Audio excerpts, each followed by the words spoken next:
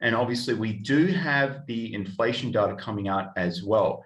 And now that is tonight at 8:30 this evening.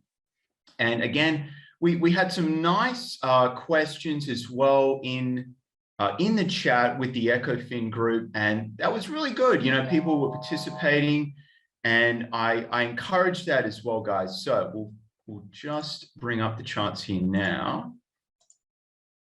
All right, thanks to Sam Trade. So we've got the US dollar index, and we'll just bring it up on the 4-hour time frame. I like just to get a perspective of, you know, what's going on the past few days to weeks or so. And we are obviously seeing it's, you know, we're seeing it quite flat. And if we go to, you know, what happened in the equity session, again, that was, you know, relatively neutral. And it was pushing a little bit higher as well last night with the NASDAQ and the S&P 500. And we're just seeing, if we go to an intraday perspective now on the 1-hour time frame, we are seeing, you know, price to stabilize a little bit. We have that, you know, critical news event coming up tonight as well. So from a trade perspective on the US dollar in particular, it's pretty unclear as to where, you know, inflation is going to be. You know, I mean, I'm an optimist in regards to how, you know, the economy is traveling, but we still have these issues that are going on that are affecting, you know, the prices of just general goods and services.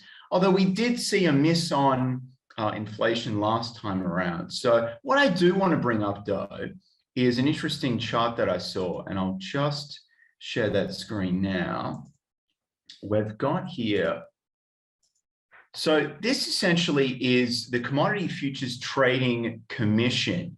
And what we have here, and I'll just zoom in a little bit. So we've got it from the 7th of July. We've got the 1st of July until this one here, where the cursor is the 14th of September, or it would have been the very start of the 14th of September for today. And what we can see in red is the short positions, the volume of the short positions here in the 10,000 increments, and then the long positions. And as you can see, we have seen a pullback in the short positions as well. So the long positions are pretty stable, but we are seeing a retreat there in the short positions. And what the Commodity Futures Trading Commission represents is more of an institutional inflow and outflow of, I guess, capital.